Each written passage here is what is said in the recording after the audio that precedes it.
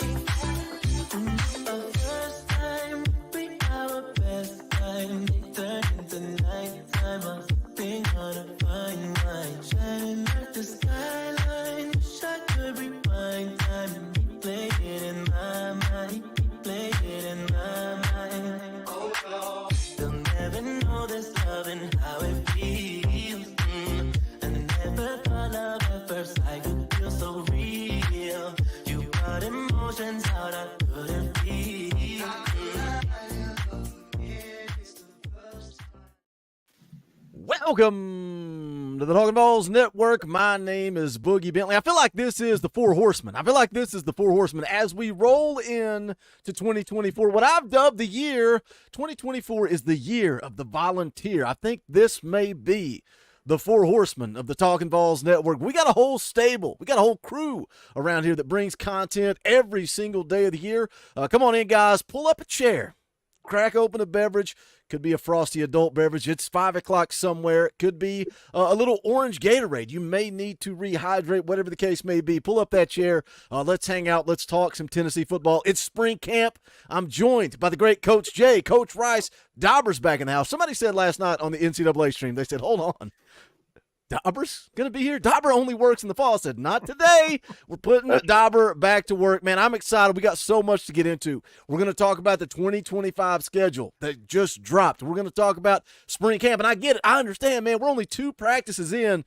I get giddy. Once Vol football takes to Twitter and Instagram and Facebook and they start posting pictures and videos, I get fired up. We're going to go through all that. We're going to take your comments, man. It's going to be a fun night. Coach Jay, how are you feeling 2 practices in? I feel like they give us 2 practices, and it's like we need the day off, but no days off here.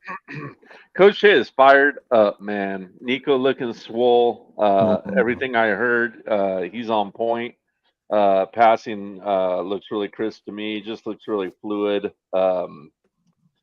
Moving through his progressions and in the pocket. So I'm super stoked about that. And hey, man, you had me at D-line, right? Like Coach Jay loves him some D-line. Like any linebacker worth their salt loves their defensive line. You always talk about how, quarterbacks should be taking their offensive line out to eat, making sure they're well fed and taking good care of them.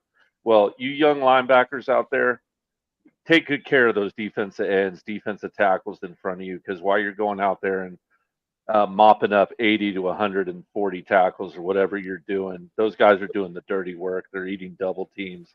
They're down there in the grit, in the muck of things. So show them your love, and they will take care of you. I'll tell you that much. But fired up, and I'm sure we'll get into everything right now. But I love this time of year, man. It's time to make kids throw up. It's time to Texas Mile, ball busters, weights clanging, the smell of fresh cut grass. Sign me up 1,000% of the time, ready to go. Can you not smell the grass? Just when you watch the clips, it's like, I can smell the grass. I know what that smells like. It smells like fresh cut grass, a little bit of vomit, maybe a little bit of sweat. Coach Rice, how we feeling, brother? I know you're fired up. I know you're giddy. I know you're ready to go. Hey, all I had to see is that highlight video of Chris Brazel. That dude, Chris Brazel. See, you don't know how to pronounce his name because I screwed all of you guys up. Y'all were saying Brazel. Y'all were saying Brazel. And I said, is it Brazel? Is it Brazel? And now none of y'all know how to pronounce his name. Which one is it? I don't know. Well, either way. Okay. Well, either way, number Snake Eyes, number 11. There you go. That dude made a play today. And I'm hoping we get to see that all fall. He is going to be electric, I think, in this offense. Yes, here it is. Let me turn the volume off. Keep talking. That was a pretty ball, too. That was just pretty everything. That was just pretty everything, right there. Yeah, everything was pretty. Everything. And I could see that, it looked like a little sprint out play that where he may be coming down, pushing up and coming back.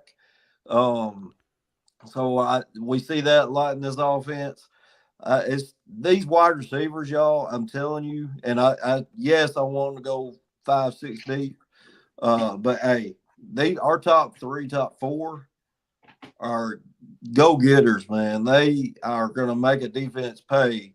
And when you got an efficient QB who we hope and will be, Nico, deliver the ball on time and in a spot to where the receivers could go make plays, man, that's a recipe for success. So, hey, Coach Rice, real quick. You think you could draw something up in the red zone for Nico with Thornton in the slot, Brew McCoy on the outside, Brazel, whatever you want to call him on the other side? Yeah, you might have a play or two for us, right? Yeah. Sorry, I got the whole playbook pretty much at that point. Yeah. I mean, you know what I like about Brazel? Brazel, when he committed, and I went and watched his tape, I think he had 5 touchdowns, last year for Tulane. Every touchdown was different. It was a different Yeah. concept, a different route, different situation. It could be a 50-50 ball. It could be something, inside the 10. I like his versatility. I'm excited. Well, Dauber, are you a spring camp guy? Do you get fired up for spring, or are you one of these? You better give me the right answer too. Or are you one of these that sits back and says, "It's just spring. It doesn't matter." Listen, I love it. I always got to skip spring football stuff because I was playing baseball, so never really had to do spring lifting or any of that stuff. But man, yeah, it's exciting. I told you back in the green room, some of these reports and stuff coming out of the first couple of days.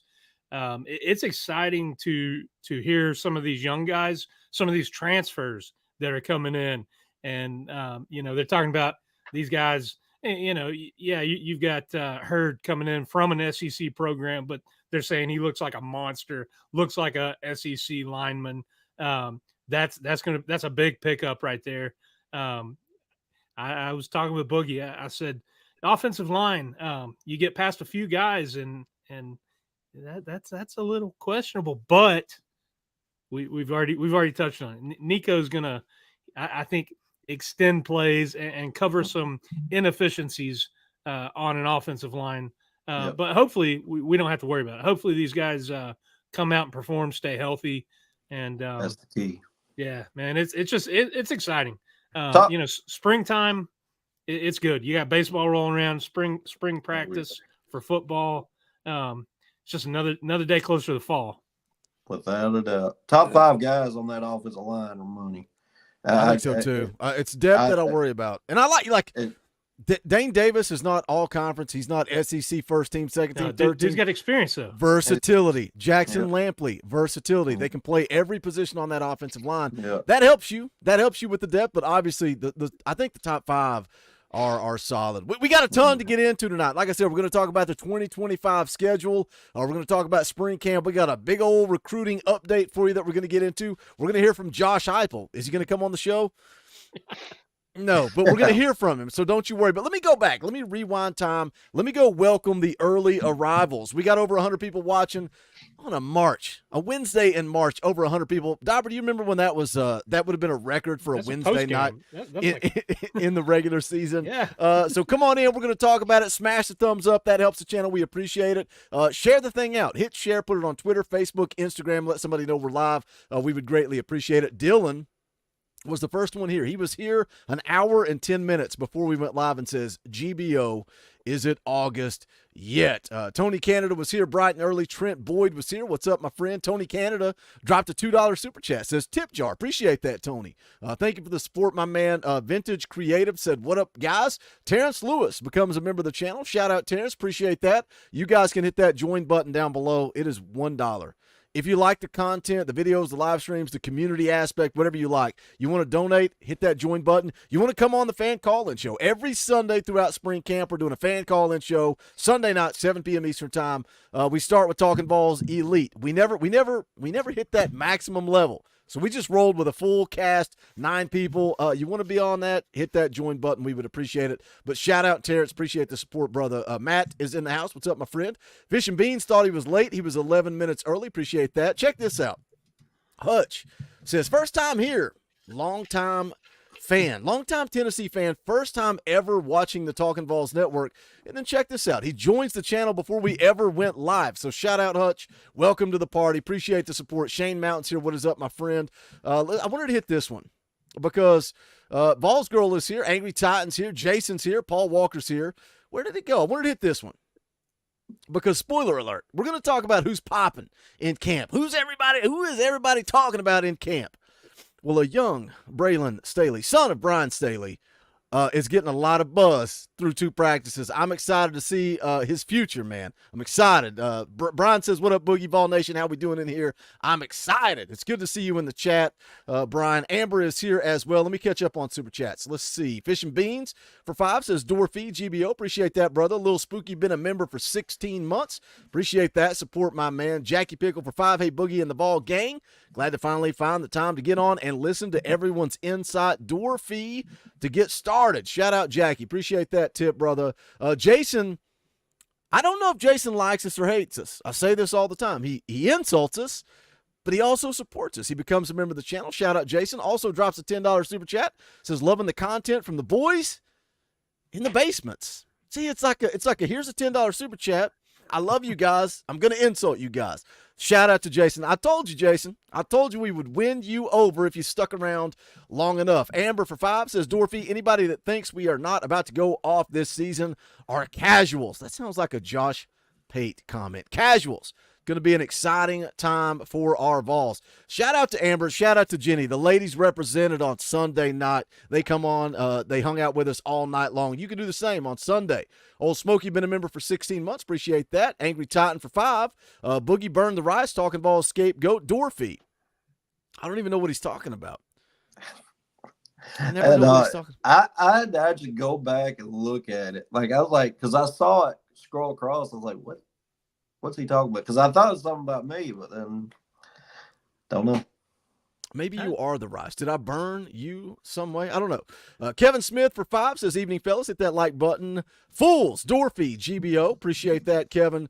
Donald drops a $20 super chat. That is not cheap. That's Orange Boy. We got a rule around here. You drop an Orange Boy, that's $20 or higher. We got to play the clip. Rocky Top! Donald for 20 says, this is going to be a great year. We will win it all. It's because you called him out for being late. Oh, I just put it in the. I didn't call him out for being late. I said we're waiting on Coach Rice, and then we'll get going. Is that calling somebody out? I don't think so. You named names. You named names. Yeah, because I don't want him to blame me. I didn't blame anybody. Tell me when I'm telling lies. Were we waiting on Coach Rice or were we not? I was here. You were waiting on me. We were waiting on Coach Rice. I didn't call anybody out. I just told the truth. Tell me when I'm telling lies. He came in. He had to do a whole wardrobe change right there on camera. Very uncomfortable. Very uncomfortable. All right.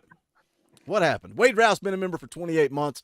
Also has Talkin Vols Network tattooed on his body. Says, go big damn orange. Love springtime, Nico time. I love it too. I want to, man. Should we just can we can the 2025 schedules? Does anybody care?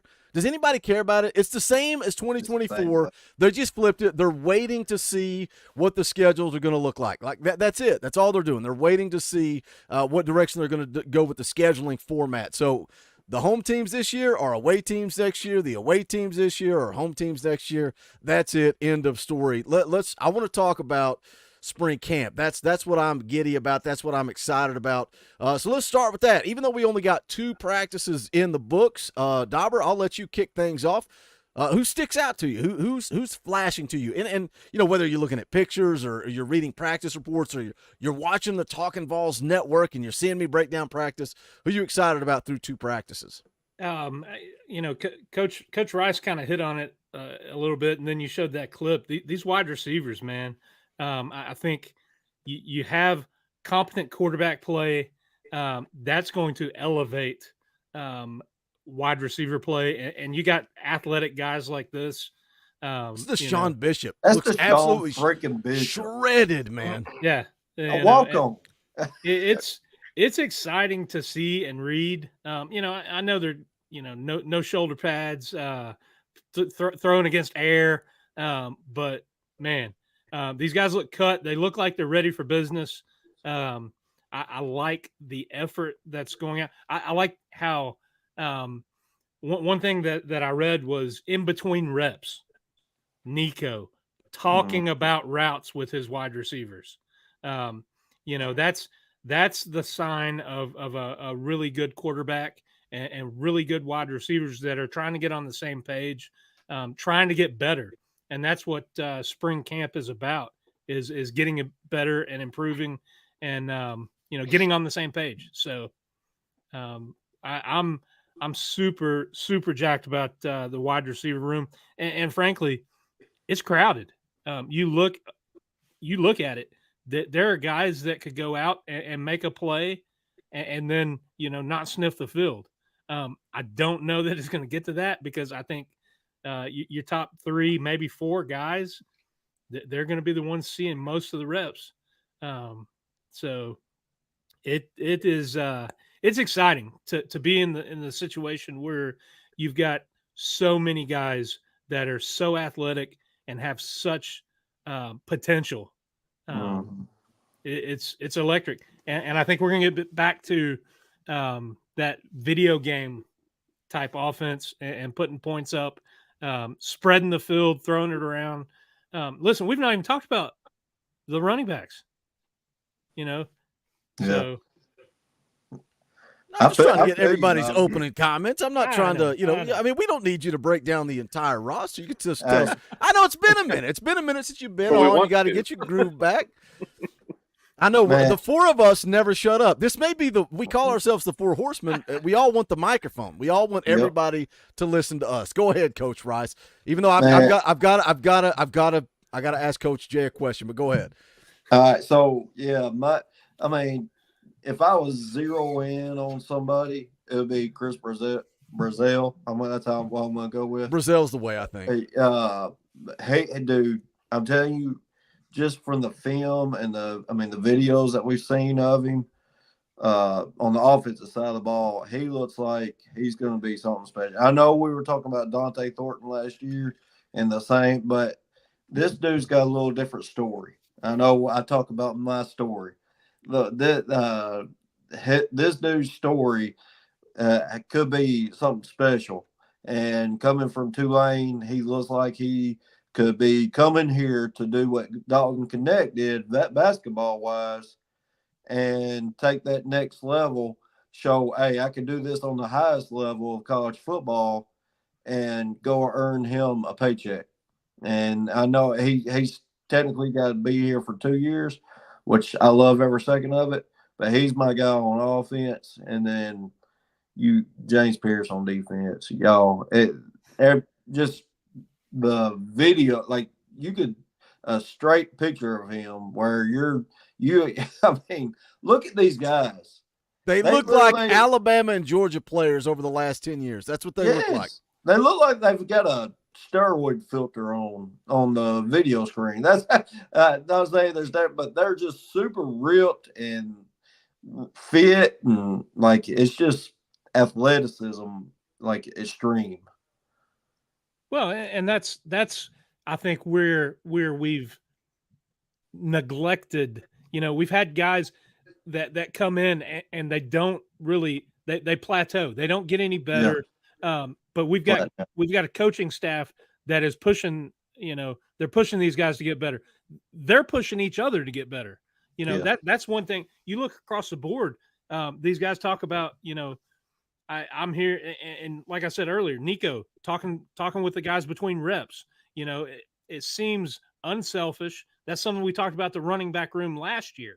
It was full. It had a couple studs, but they didn't seem to be, apart from, a little tweet that went out, maybe I want the ball a little bit more. I'm a cheetah, blah, blah, blah. But these guys seem to be unselfish. They seem to be coachable. And I think that's, you and Coach Jay can speak to that. You get a coachable kid that comes in, you take that 9 times out of 10 over talent. Without a doubt. Yep. That's why, I ate Nick Saban alive. Right. All of his comments in the media talking about how, nobody's wants to be developed anymore. There's no culture, there's no family, there's no nothing. It's all about money. That's it, right? That's what he said. And some people came at me. Most people agreed with me. Some people came at me and said, "Oh, tell me when he's wrong." And I'm like, well, he is wrong, because look at Josh Heupel. Like, you can still utilize NIL, right? You have to adapt. Guess what? It's here. So you can adapt or you can retire. And that's what Nick Saban did. He's like, screw this. I'm not going to figure out a way to do both. I'm just going to retire, and I'm done. And I said it 2 years ago that Nick Saban was never going to survive NIL. Somehow, some way, like you guys are spelling it out. Dauber's talking about coaching guys up and a loaded running back room that supports each other.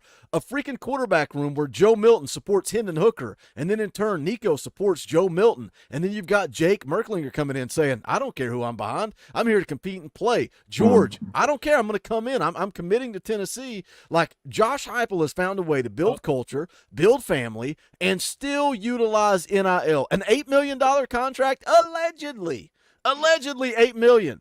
but somehow everybody still loves Nico because of his personality, because of his character, because of the person that he is. Like, come on, man. Like that's all right. I got to throw a question to Coach Jay. He's back. I got to roll back up here. Let's see. Is this where it was? Because the comment is hilarious. This comment right here. What's with the oven mitts? You can see the DB looks like they're about to steal second base. They got the base sliding gloves on. The oven mitts are to prevent the DBs from holding. From holding, right? At the line of scrimmage. Squirrel White got a big old handful of jersey right there. So that makes me smile right out of the gate. What do you think of these oven mitts on the DBs as a defensive coach? You know, I don't mind them. I wouldn't say I love them either, but I don't mind them. It looks like you've got free motion in your thumbs, so that's the main thing that I would worry about as a defensive coach with that. But I'll tell you what, I don't like that you can't push through and really get your fingers on the ball and pull a ball in, you know, and kind of get that muscle memory from a pick. I like them more in indo drills and getting off the line drills because it's within the first, 5-10 yards. But you know, once you're kind of free and past it in the field, like they were in that drill, I don't like it for that part of practice. Let's put it that way. So yeah, that's kind of where I'm at with that. That's the first I've seen those though. I agree. I've seen that. I've seen it sparingly, but I would agree if I was to use it, it'd be endo, maybe it sparingly in 7-on-7 stuff, like at first 10 reps, just where you get in your feel. But full time when you're in 11-on-11 or full lots of 7-on-7, I want my guys feeling getting that memory down of what you're going to actually feel in the game situation. Correct. Yeah, Let me get a super chat real quick. Brad for $20.01. I hate Brad. I really hate him. He always wants. He's so selfish. He wants to be at the top of the leaderboard. So he donated 1 penny more. 1 penny more so he could be at the top. But I'll play the clip for Brad, I guess. Rocky Top! All Brad has to say is GBO. He doesn't have to say anything. He's like, I don't care. I don't want a voice. I don't need to say anything. I just want my name. I want to be recognized. He said, acknowledge me, Boogie. Well, we acknowledged you, Brad. Shout out for the $20.01. Could somebody please donate $20.02 so we could get Brad off the leaderboard? I'm not tying a bow on spring camp. Coach Jay, though, I asked you a question. Give me a couple of guys, one on offense, one on defense, who popped off the page for you through 2 days of practice. I mean, I know it's a give me, but Nico, man, on offense, I'm not going to shy away from it. Nico popped. After the bowl game, I did get on here and I said, look, when we get into spring ball and when we get on to summer ball too, like, Nico's not going to be the same quarterback you saw right after that bowl game or at that bowl game. He is 100% going to progress. He's going to put on a little bit of weight like some people wanted him to, although I thought he was all right. He's just going to keep growing because he's a worker, right? He's got that Jordan, that Kobe, that work mentality in him where he's going to outwork everyone out there. And when you get kids like that, as Coach Reister, or heck, really anyone will tell you, right? When you get someone who's going to put the time into it, they're going to grow, right? And especially when you get someone with that much talent. So I was excited to see Nico because I think he took big footsteps forward, and I think he'll continue to take big footsteps forward. But I'll tell you what, I think everyone's really happy with at least the eye test and how this team looks like it's progressed from a physical standpoint. It's starting to look a little bit more, not a little bit more, it is looking more like when you would flip on Georgia, when you'd flip on Michigan, when you'd flip on Bama. They just kind of got that look to them. They got that swag with them. They're working. The nutrition program is there. They've got the feel of a team that's bought in, which is great. And for defensive guys that have jumped off the page for me. You know, I'm going to go along the defensive line and go. I'm going to go Lott. Actually, I've liked the way he's looked coming off. He continues to gain speed. I think kind of getting in a big boy program, like a big boy SEC program, has served him well for the amount of time he's been there. I think he's going to continue to grow. But really, man, you could grab any of those defensive linemen. They are all monsters out there, and it seems like there's 50 of them. So yeah, There we'll is. Oh my gosh! Yeah. When you go through not even the 2 deep. You go to the third string guys. Like David Hobbs is running with the threes. Are you kidding me? Like that's a grown man. Like that's a dude that I think is going to make an impact. Let me catch up. Angry Titan for $2. Appreciate the super chat. Our top 3 DBs come September. Top 2 safeties. Top 3 DBs. I'll go Jamad McCoy. I'll go Ricky Gibson, and I'll go Andre Turrentine. I think so. Top 2 safeties, Andre Turrentine, and I don't know. Will Brooks, why is he out there as a walk-on? That's a problem. That's a concern. I'll go Jacoby Thomas. I'll go Jacoby Thomas. Day 1, right? Practice 1, Jacoby Thomas, transfer from MTSU, was leading the safeties through drills. That shows to me a guy that's like, he's confident, right? You're coming from MTSU. You're at the University of Tennessee. This is the SEC. And you're stepping to the front of the line saying, boys, I'm the leader. I'm going to lead this group of safeties. So that shows me confidence. So give me Andre Turrentine and Jacoby Thomas. Mine would be Ricky Gibson, McCoy as your cornerbacks. I'm going to go Jordan Thomas and Jalen McMurray as your nickel backs, and safety Turrentine and Jacoby Thomas. Dauber? I think, McCoy, Gibson, you got probably Turrentine. And then I think there's a lot of room for guys to step up. Yeah. I think behind those 3, there's competition. Oh, yeah. And that's what, is going to push guys to get better. And back to the oven mitt thing, and Brian Staley threw it up there. And I was going to ask Coach Jay, this was my question before you got going on something again. To me, you want your defensive backs playing with your legs and your eyes rather than your hands. Playing with your hands is lazy, right? Yeah. Unless you're trying to disrupt. But you don't need to be physical by holding. Right. That corner, right? First 5 yards. Coach Jay's like, would y'all two First shut 5 up and yards. Coach Rice took the words out of my mouth. In the first, if you're playing like press, in phase with someone, and you need to jam them up, then you need them. Yeah. But you're not grabbing. In general, you're punching, right? Yeah. In general, in general, you want to play with your legs, your hips. Yeah. And eyes are important, right? Eyes are what's holding Boo Carter back right now. Yeah. His eyes are all over the place, and he's confused. It's what hurt. It's what hurt Herring at linebacker last year. Is his eyes were all over the place, and sometimes you can have you're going to be the best athlete in the world, and if you're, I call it eyes to brain, or you know what I mean, like that muscle memory. Like when you sit there and eat spaghetti, you're not thinking, grab fork, Coach Jay, put fork in spaghetti, put fork in spaghetti in mouth, yum yum chew. No, you just grab and eat. You don't think about it. It's muscle memory, right? Let me plug Coach Jay. This is why you need to watch the film breakdowns. Yeah. When you start talking about false steps, you talk about a linebacker taking one step. One wrong step screws you. And everybody's saying, Elijah Herring's too slow. It's not that he's too slow. It's that he's taking a step in the wrong direction. He's making the wrong. Right. Yes. Because that eye to brain memory, it's not trusting itself. It hasn't slowed down from whatever the word you want to use for it, right?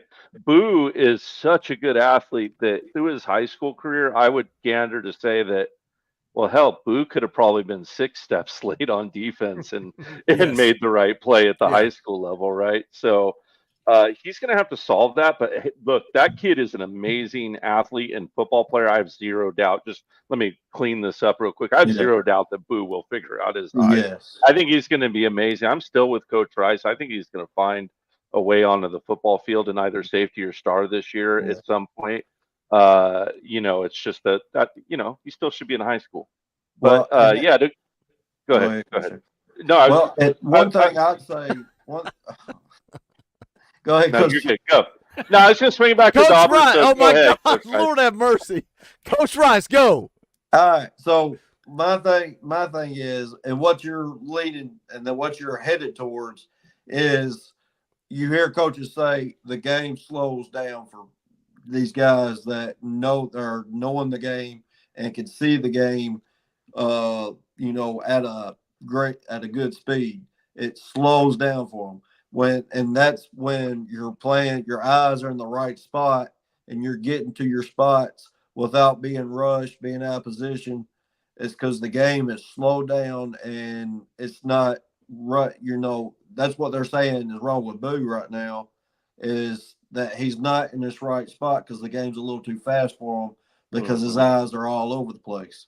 And which, like Coach Jay said, and which all four of us would agree, Boo, it will come to Boo. He's first week in spring camp. I say give him 2 weeks. The game will slow down a lot, and he'll start, that experience of getting those reps and the coaching of what the coaches are giving him in film. It will start. You'll start seeing it.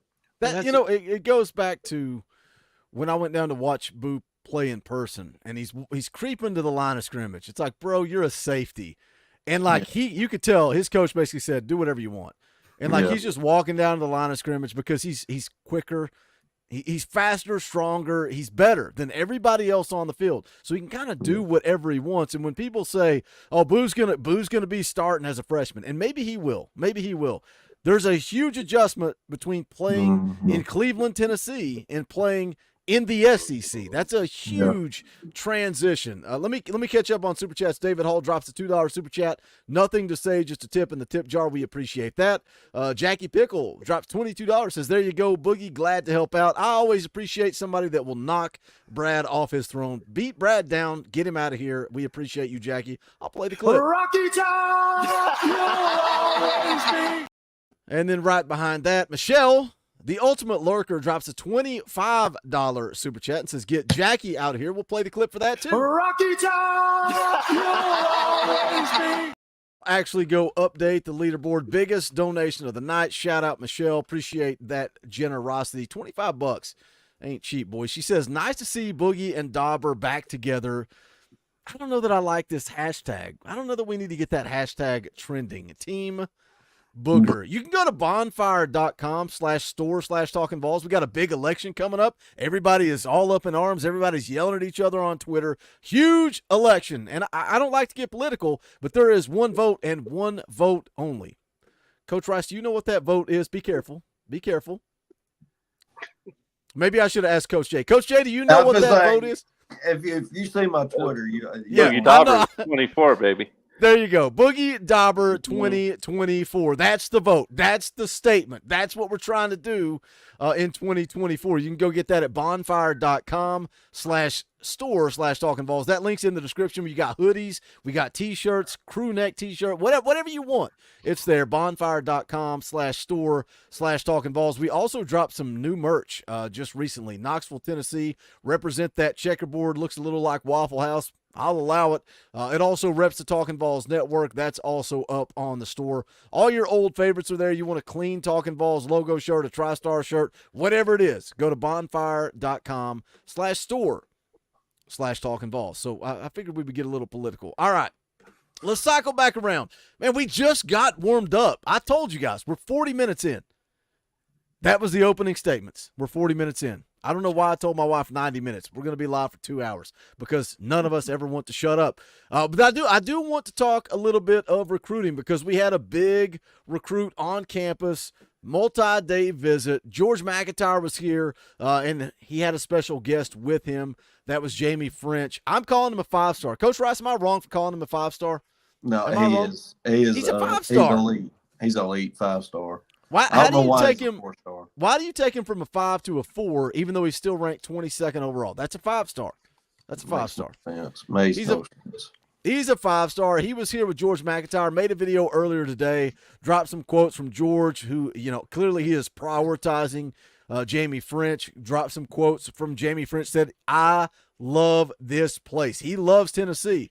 VolQuest put out, Tennessee wants to land the 3 in-state kids, and we're going to talk about the recruiting weekend coming up. Though a couple of those in-state kids are going to be here. They want to land Rodarius Jackson. They want to land Cam Sparks. They want to land Joakim Dotson. And then they want to add one of the elite guys in addition to them, whether that's Jamie French, Caleb Cunningham, or Travis Smith, another guy that I talked about this morning. But, again, French just wrapped up his visit. Cunningham, another elite guy, and Smith both going to be back in Knoxville in April. Coach Rice, I know you eat, sleep, and live for recruiting. What kind of vibes did you get coming off of this visit for Jamie French? I thought it went really well. From everything I've heard, with GMAC being there, everything, that was either A, posted on Twitter, or B, that, someone, VolQuest talked about, I thought he did really well. I thought the visit went really well. The people are saying he's an Ohio State lock. I don't see that. I think he'll come in, get his official visit, and I think it'll be up between us and maybe 1 or 2 more elite schools. Maybe I think Alabama's going to be. I don't think they're really. I don't think they're in the top 3 at least. I think it's going to be Ohio State, us, and Florida State, I think, are the top 3. I really feel like that are trending for him. I know Ohio State, like I said, has the upper hand, I would say, right now. But anytime you form these relationships with these high-tier quarterbacks, which it looks like GMAC and him are very close, you can't ever count that out, especially if Tennessee – Nico goes out and shows out this year, and Tennessee goes and wins 11, 12 games. Look out, because this will be a December 21st guy. Coach Jay, did you look much into the visit from Jamie French and George? Yeah, no, I thought it was really cool, man. Like they've got a special relationship. Relationships are key when you're recruiting, whether it be with coaches or players within your class. And you heard me say it here the other week, and you said it on the channel during the video. 5-star wide receivers, highly rated 4-star wide receivers, elite wide receivers, top 200 wide receivers. They like to play with 5-star quarterbacks, man. That's who spreads the cream cheese on their bagel. You know what I mean? So you gotta make sure you have your 5-star quarterbacks cultivating those relationships in every way possible. So I was super excited about it. And hopefully, do we know when he wants to commit yet? I know he's coming back. Isn't he coming back for an official in June? In June. Yeah, so they're trying to get him back on campus for another unofficial. You think he goes to December, Coach Rice? I've seen both things. I've seen some say he's wanting to commit before his senior season, but I've also seen he'd be more than fine with waiting until signing day. So he's one of these, senior kids that he'll change his mind 3 or 4 times before it gets to that point. Yeah, bottom line, even if he commits, you got to keep recruiting. Yeah. And I really do believe this season is going to recruit very well for us guys. That's why I asked. So, the more kids that we can stay in with, whether they commit or not, I think is going to behoove us, because I think we're sitting on a winner this year, quite frankly. I think all 3 Tennessee guys. I think all 3 of the in-state guys are locks. And that's let's kind of blend this into this weekend, because this weekend Tennessee's got a ton of dudes going to be in town taking visits. And, again, when I made the video this morning talking about Jamie French and talking about what VolQuest said about prioritizing those in-state kids, Cam Sparks is going to be here. Rodarius Jackson's going to be here. We've talked them to death. Guess what? Guess who else is going to be in town? George McIntyre is going to be here. tight end commit Jack Van Doorslayer is going to be here. Both of those guys are going to be here, building relationships. Some other guys outside of Cam Sparks and Rodarius Jackson. One guy that stood out to me, 4-star tight end, Dasan Brame, I think is how you pronounce it, 6'4", 225, Matt Ray of VolQuest. This was after the Pylon 7-on-7 tournament. He said he is a grown man. He goes on to say Alec Ablin has continued to do a nice job there. This is what's interesting to me. He says Brame knows that he's the only tight end in the class that the Vols are interested in pairing Jack Van Doorslayer with. That's like, talk about priority. That's a priority. He says that stands out to him. He will be in town on March 23rd to spend time with Ablin, Van Doorslayer, and GMAC. So again, I swear, Coach Heupel, everything is orchestrated, everything is planned, everything is calculated. So we're gonna pair you with an elite tight end, Jack Van Doorslayer. He's gonna be here. We're gonna bring you in when GMAC is in town. He's gonna be here. He says McIntyre and Van Doorslayer are both on him heavy. He likes the idea of teaming up. Oregon continues to show well here too, but Tennessee is certainly in it, as he was clear about that. He also plans to take an official visit in June. Some other guys, 4-star edge Zion Grady's going to be here. 4-star safety / linebacker / hybrid Lagonza Hayward is going to be here. Another hybrid safety linebacker, Eric Winter's going to be in town. I'm trying to keep the guys that you guys were mentioning out of it. A couple of wide receivers are going to be here. Let me jump in first. Can I go first? I basically told you guys you can't pick my guy, a guy that's going to be in town. Ryan Miller drops a $10 super chat. Appreciate that, Ryan. Sorry, guys. Haven't been on here in a while. I've been having some TV withdrawals, Talkin VAWLS withdrawals. As always, go Big Orange. We're here all day, every day, 365, Ryan. So when you need your Talkin VAWLS fix, guess what? We're going to be right here, hot and heavy in spring. We're going to be live every Sunday at 7, every Wednesday at 7, playing NCAA Tuesdays at 6:30. So we got you covered when you need that fix. Come hang out with us. I asked you guys, pick a guy that's going to be in town this weekend that excites you, but I said you can't pick my guy that's going to be here. 4-star edge rusher, Jared Smith. Top 50 player, nationally top 50, top 5 edge rusher, 6'6", Coach Jay. All I want to do is do a film breakdown. I looked at the measurables and I'm like, all right, we got to put Coach Jay back to work. 6'6", 235. I'm not going through the full scouting report, but again, the height, the length, 82-inch wingspan, 35.5-inch arms, wears a size 18 shoe. This kid is a freak. Going to be here this weekend. Man, I like, just all I needed to do was look at the measurables, and I got excited. Got a great relationship with Coach G and Coach Chop. Going to be taking official visits, South Carolina, May 31st through June the 2nd. Georgia, June 7th through the 9th. Tennessee, June 14th through the 16th. USC, June 21st through the 23rd. Here was a quote from an On3 article. Coach Garner and Coach Chopper, my best relationship there. They're both old school type guys. They just got Jordan Ross, and I know him from high school, so he is a really good guy. Just that home feeling those guys bring and the way they communicate with me every single day. Coach Jay, when you see those measurables, when you see his length, his height, what more do you want out of an edge guy? Like, I want Coach Jay to talk about Jared Smith, and I'm going to play his highlights. I mean, you want to see his highlights, right? Because obviously he's got every little measurable that that you can't teach, right? Now he's really long, right? Really long wingspan, so you want to make sure can get low out of the chute. He looks like he plays a little high off the jump. But it's high school film. They all do that. Shoot, James Pierce did that at that age. He's got great speed. Yeah, he's just burning those tackles. Just like Pierce, it doesn't look really fair when he's coming off the edge, right? He's just got that elite burner speed coming off the edge here. He can throw those spin moves. He can dip and rip through. He's going to have all those little tools in his bag. What I'd like to see in the film, and we haven't seen it yet, and what I really love that Jordan Ross was able to show in his film as an edge, is to be able to squat down in his gap and maintain that gap violently. It doesn't mean that it's not in this film. It's just my first time seeing it. Pretty much it's just been mad sprints to tear off the quarterback's head. and it seems like he's very apt at doing that with the speed that he has on the football field. I'll tell you what, that was ass down, head up, wrap up, hat on the ball right I there. love this kid. I'll Yeah, be knees, honest. I've face, not been nuts, very like familiar with that. him. I've not And been very he's familiar until just a today. monster. Like Love this kid. like look at him. Like he looks like he's playing with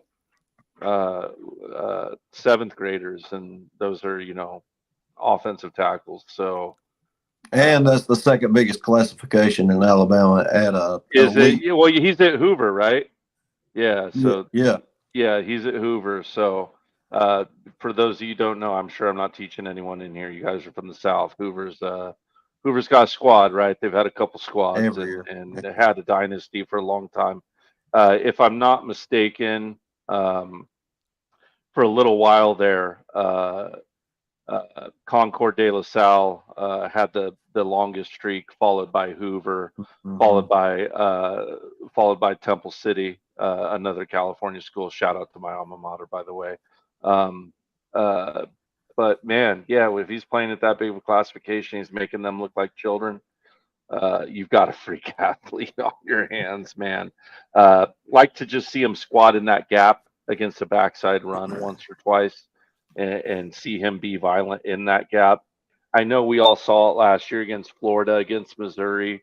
And this guy's going to probably be a Leo, but our Jack got abused last year on those backside counter gaps and delays. We got to solve that, and you solve that with maintaining that gap with violence. But I'll tell you what, I would tried it on us several times, and West said not today, guys. Sorry. So that was really encouraging to see, and something I think Coach G will get a handle on for these young men.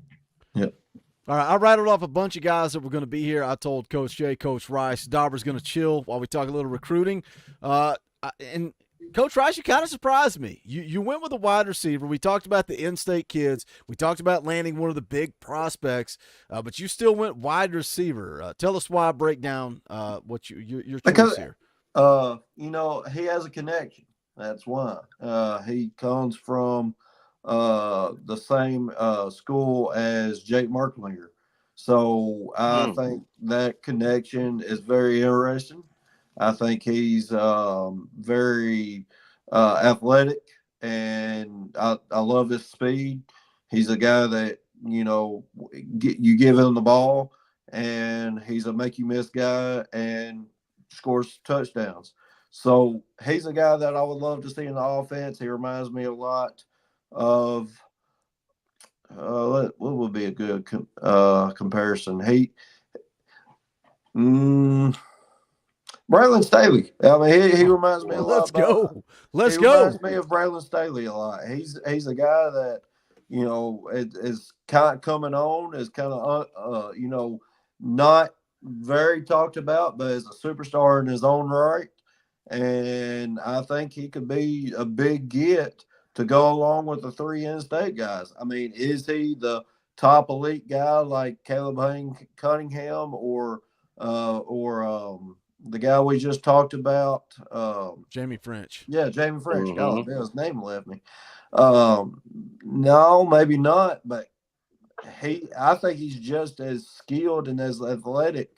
If you go watch his film, he's very quick, and I would love to see him in the slot in our offense. That's an interesting point, because guess who else wasn't praised like a 5-star? Braylon Staley wasn't praised, and something that's interesting when you look at those elite guys, when you look at the Jamie French, Travis Smith, Caleb Cunningham, the one criticism is they don't have top end speed.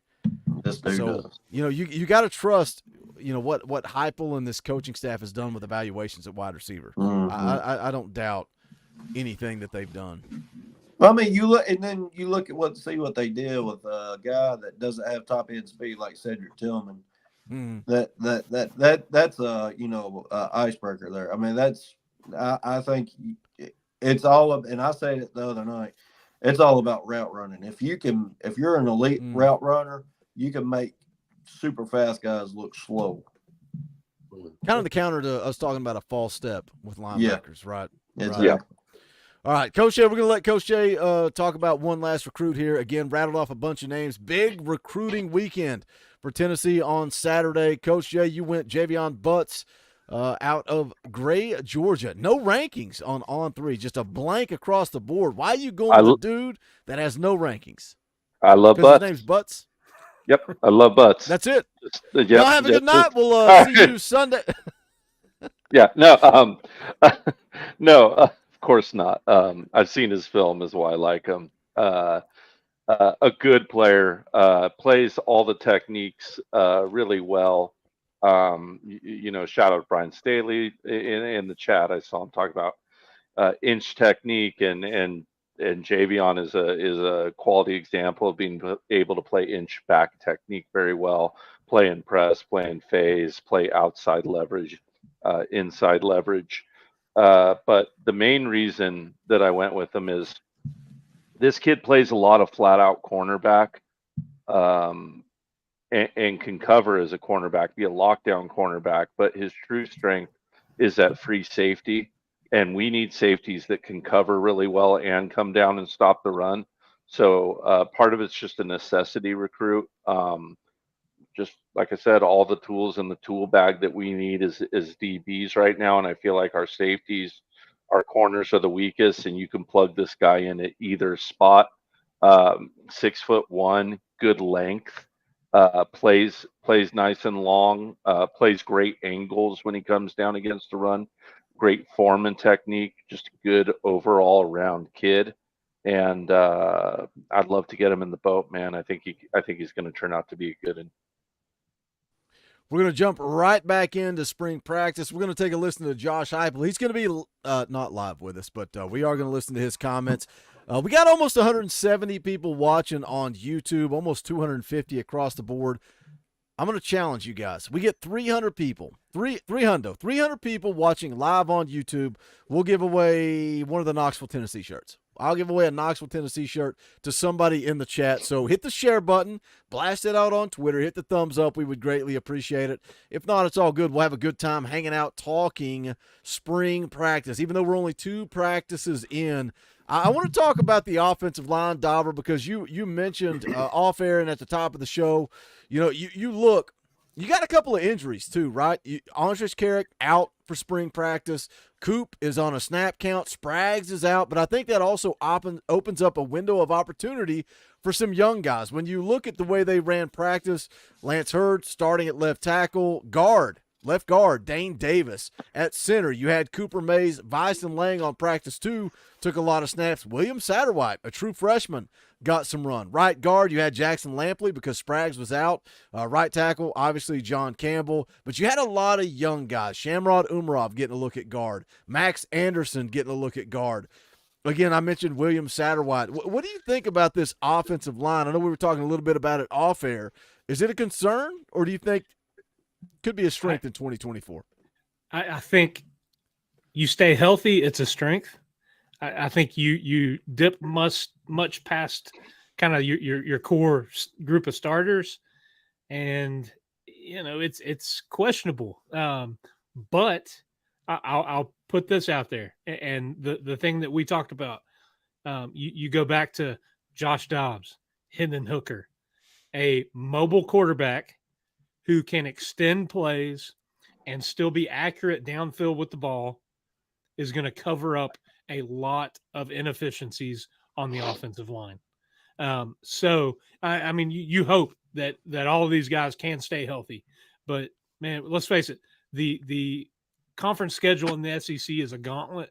It is brutal to try to go through an entire season healthy, not get dinged up, nicked up, miss some time.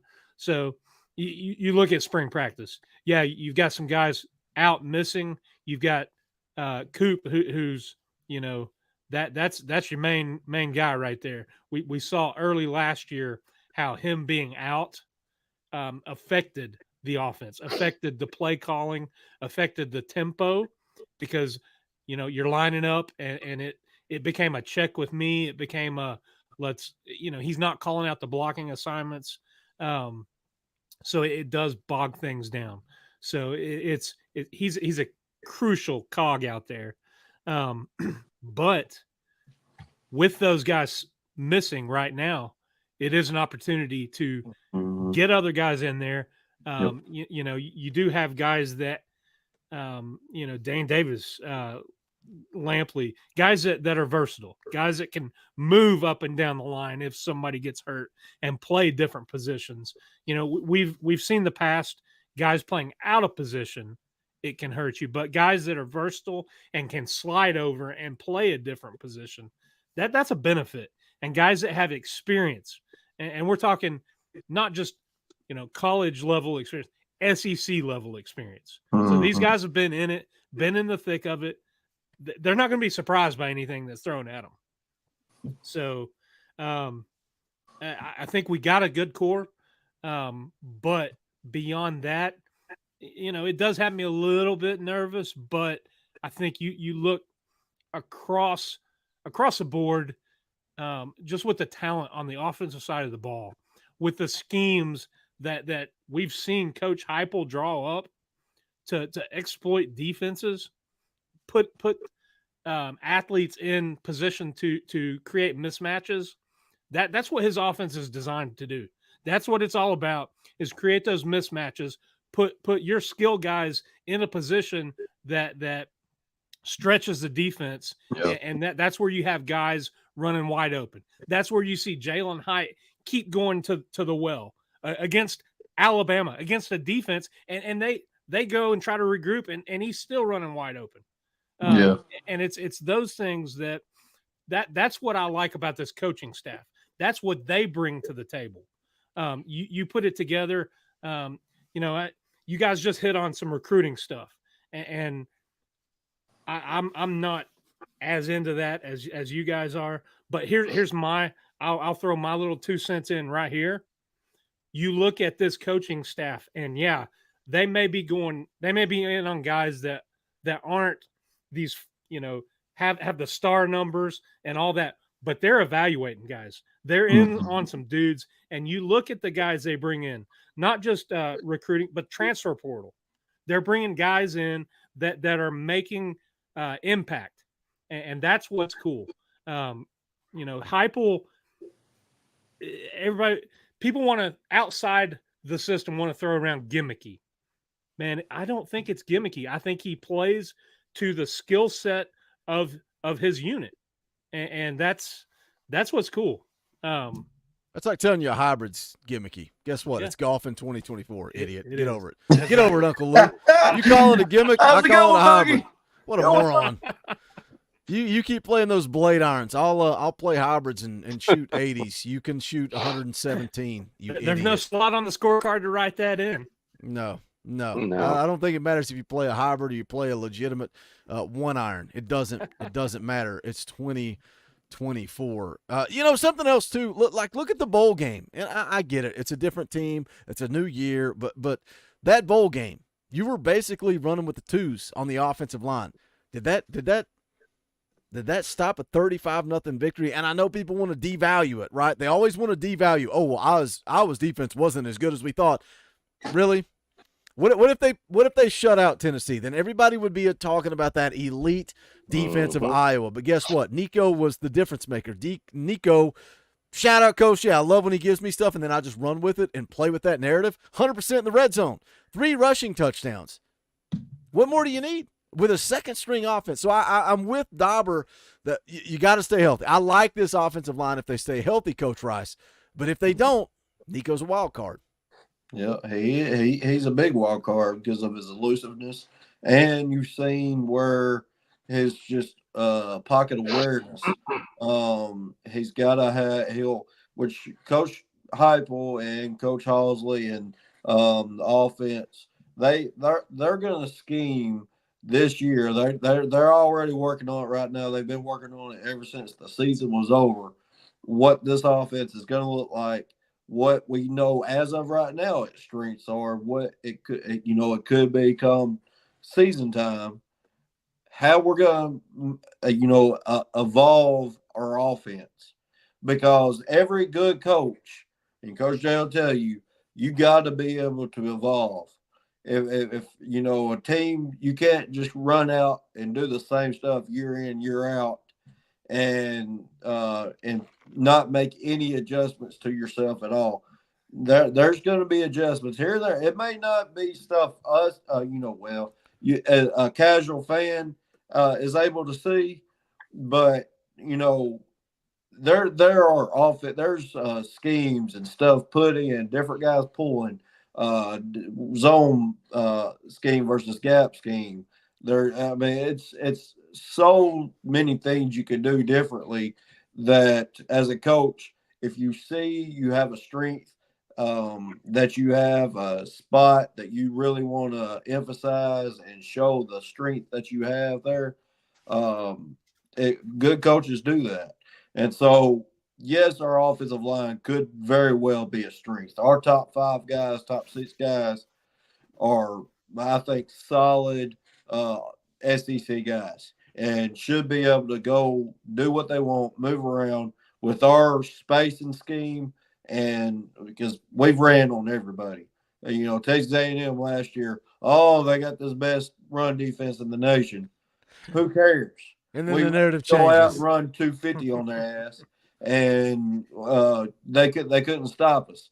So Dylan Sampson, Cam Selden, Deshaun Bishop, Peyton Lewis, whoever we will have schemes and space to run and do what we need to do. And the key is Nico, his timing, efficiency, quarterback, pocket awareness is the key to, it's like you said, the wild card to all of it.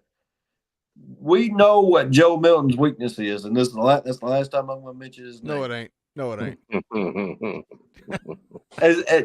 In this part right here. Okay. In this part in the next 30 seconds. In the next 30 seconds. No, in the next 30 seconds. But Nico is just, we know his strength, and that's his awareness and being able to move on the run and still deal the ball down the field and accurate and make plays. We saw it in the bowl game. We're going to see, and he's going to continue getting better.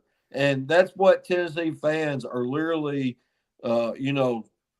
just drooling about, the potential of what this offense can be when you got an elite guy like Nico running the show, and you got 5 seniors on your offensive line, or 4 seniors and Hurd on your offensive line, and you got an elite running back at Dylan Sampson, and then you got stars on the outside of Brew McCoy, Brazil, and Squirrel White, and just the list there goes on.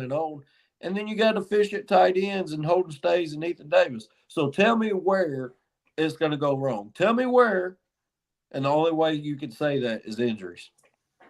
Yeah, to me, it's like looking at the way defenses were playing us yesterday. Hype's always going to want to make a little adjustments to that, but yep. Already in the bowl game, with Iowa, this concept of cover 3 or dropping your linebackers in a deep zone, having your Mike play like a vert slam drop.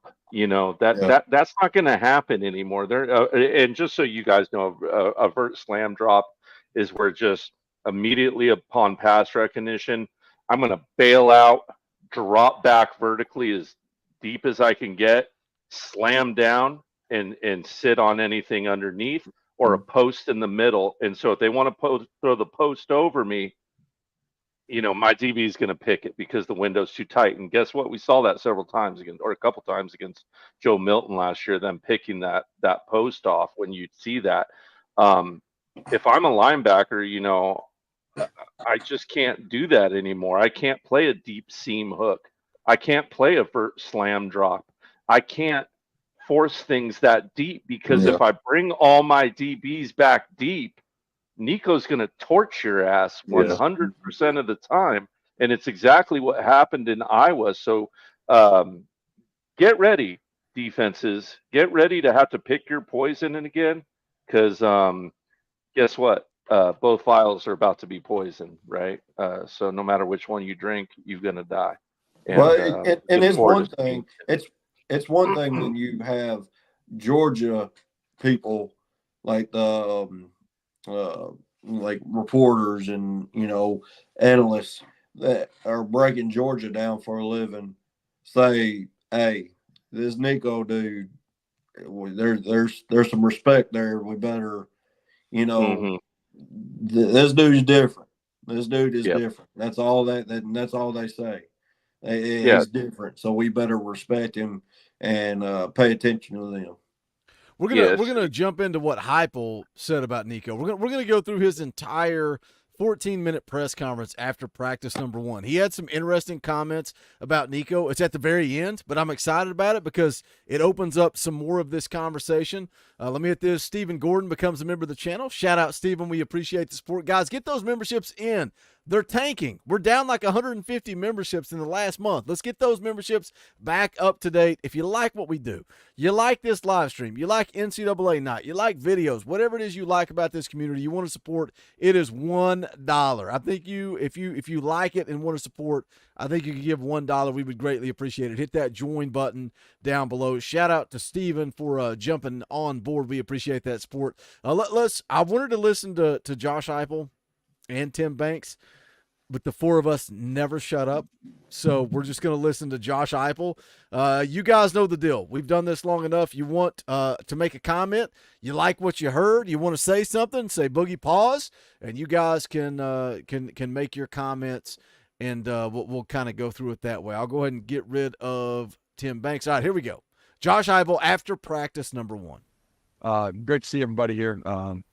As this week starts, first just want to say good luck to Coach Harper, Coach Barnes, and the men's and women's basketball team.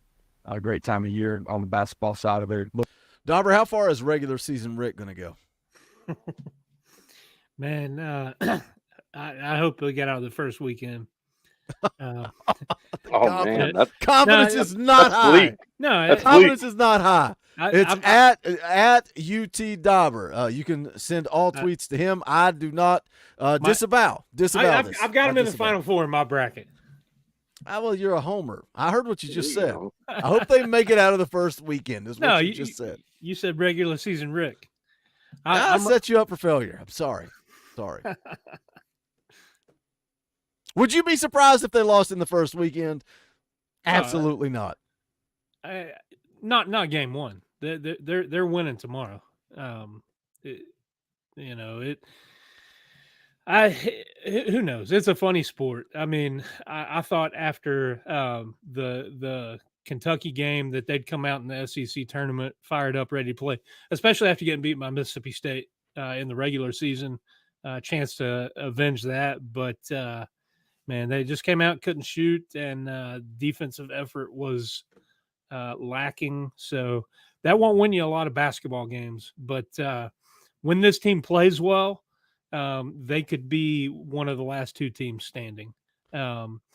You're all conference SEC offensive player of the year, Dalton Connect. If he's on, there's very few people in the country that can compare to him. So I'm hopeful that they advance further than Tennessee has gone in the NCAA tournament, but I'm not holding my breath. It's kind of like that old, you going to pick Florida to beat Tennessee?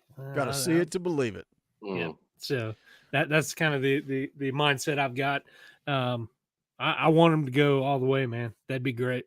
I hope they make it out of the first weekend because we need to do a watch party. We need a March watch party, so I hope they make it out. That helps recruiting. That helps football recruiting. Can we all turn our cameras off for 1 second? Coach Rice, turn your camera back off. All right. Dauber?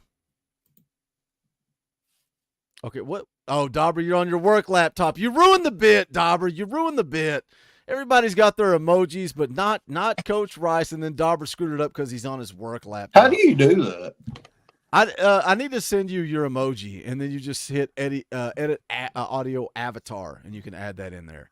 All right, let's get back to Coach Heupel. We got derailed because I got ADHD. I'll be honest. All right, here we go. Look forward to seeing. If you guys want me them to all pause, tell compete me and to pause. Have a great month here, and for us. Day one on the practice field, great to get out there. Got a bunch of new guys. I think we got 8 transfers, 14 mid-year high school guys. Caleb Beasley, Edwin Spillman joined us here today. They weren't with us at the beginning of this semester, but we're able to. What's Food City? It's a grocery store out here. It's Okay. They're That's the what big, the basketball arena, Thompson Yeah. Bowling Arena at All right. Dauber got so pissed. Dauber You was don't know like, what Food you City know what? is? You know He's what, like, I'm bro? out. You know I'm what, bro? We don't have no Ralphs out here, bro. I'm out. It's Food City or bus, bro. Oh, Right, my God. Dauber All right, forgave all right, you. I'm He's just back. kidding. He's like, Dauber okay. forgave He's like, okay. I thought Coach Jay was slamming our grocery store of choice out here in Tennessee. All right, my bad. All right, let's get back into it. Thompson Bowling Arena at Food City Center. All right, let's hear more from Coach Heupel. That was a great pause. Thank you, Coach Jay. Good job us today too. So great to get out on the grass with those guys and start our on the field journey for this season. And our guys have done a great job in the first quarter of our off season transition here into spring ball, in a great spot to. Yeah, I mean, Coach Jay's wasting pauses. I'm going to waste a pause. You see this right here? You see all this sunshine coming in on Coach? That's me on a Tuesday night back in the day before I blacked out this window. It's like Tuesday night at 6:30, sun blaring in on my face. Let's hear more from Coach Heupel. To go compete and get better every single day. And today was the start of that. So open it up. Yeah, Coach, what do you think you know about this team today that you didn't know when you left? That's a different team than it was at the bowl site. There's a lot of guys that are here with us, obviously. December's a different month. Guys going to the league, whenever it might be. You have some of your mid-year enrollees that are there, but it's their first experience. Got a bunch more that are with us now than were in Orlando with us. And every year it's always been true, but certainly, rosters turn over more frequently at this point and this time in college football. And so it's a process, it's a journey. You can't shortchange it. You can't. He's got young kids though, doesn't he? For us, there you go. Strength and conditioning, the accountability factor. We're intentional in trying to develop leadership communication from within the locker room. Our guys handled that extremely well, grew throughout of it. Some great days, some tough days that we had to learn from too. But that's all part of the process and the journey. What I do like about this group is that they do compete extremely hard. They care about one another, and they're willing to get coached. And today is just the beginning of the on-field stuff for everybody in the building. Man, fundamentally getting better, growing in your technique, mastering that, then the scheme, your eyes, your hands. It's a long ways to go until we kick off. We always challenge our guys, don't make the same mistake twice. If you do that, you're going to grow and be in a good spot by the time we get to kickoff. The identity of this football team, our makeup, we're still a long ways away from being what I hope us to be, but also what we should be. Pause. That's what. So that's 100% Coach Heupel, and he's like Coach Heupel's philosophy. He has ingrained culture and what this program's all about, that he understands these guys that come in, they're going to come in, put the work in, come in and work their tails off, and they're doing it for their brothers, for their team. And it's a standard now. It's not you come in and then you work no, you're going to come in from day one, and it's a standard that you're going to work your tail off and get better day in and day out. And yes, they don't know their identity. They don't know what their team's going to look like at come 15. I mean, at the end of this 15 practices later, come fall camp. But they know that they do know 100% what their culture is, what their background is, and what this team's going to do day in and day out. And let's bring it 100% every day for their brothers and for that power team. Yeah, I know you weren't. Coach Rice, you may have been in the chat. You may have been watching. I don't remember when you came on board as a listener before you became a part of the show. You know, when Heupel was first hired and he talked about coming in and sitting down and saying, "What do you need from me?" That's what a leader does, right? Yeah. A prick comes in and says, "You're going to do it this way, no matter what. I know more than you. This is what we're going to do." Heupel walked in and said, "What do y'all need from a coach?" Yeah. And he's like, "You know, I can tell you whatever you want to hear, and it means nothing. I'm going to show you through action." That's what a leader does. I'm going back to the corporate America world where every boss I had no clue how to lead. You lead by example. You lead by pulling your team. You build your team up. That's how you lead, and that's what Josh Heupel did. Exactly. And there became a point on this channel where I was kind of like, all right, we need to stop talking about how Coach Heupel's building this culture. Like this, you said the word standard. This is just the standard. This is what Coach Heupel does. Like, he has created this culture, and that's why I buried Nick Saban, and a limited few people were like, "Oh, you're just hating on the greatest coach of all time." Yeah, because he couldn't cut it. Yep. He couldn't figure out how to handle NIL and culture, Coach Jay. Well, sorry. Or Dauber. Yeah. I cut Coach Jay off, is why I threw Yeah, it. no, damn right he couldn't hack it. Yeah, no. Hey, look, Coach Saban passed, I mean, shoot, man, damn near every test they threw at him other than the NFL, right? And there were a lot of standards at Alabama that were old school standards, right? Like not having your name on a jersey till you earn it, and you know, the millions of myriad of things that Bama fans can tell you about. But when it came time and for money to get involved, for transfers to be involved, for the game to evolve, it evolved in a way that passed him by, and that's happened to a lot of coaches over the years, right? A lot of times in the past, I think it's been over scheme and less about rules. But I might even argue that, you know, Fulmer got kind of passed by scheme in the game. 100%. But Saban got passed by in this game, and anyone who tells you different is lying to themselves. We all saw it. It wasn't going to get better. It was going to get worse at Alabama progressively because of this, right? Because he resented it. You know, resentment's a really dangerous, ugly, nasty thing in all of our lives, right? If you start resenting something or somebody, that's a really dangerous, poisonous thing. And when you start resenting something you used to love and that you're doing for 1 billion hours a day, it's going to start showing out. It's going to start showing out on the field. And it's a testament to what Saban built, that it was taking so long to poke through and show through.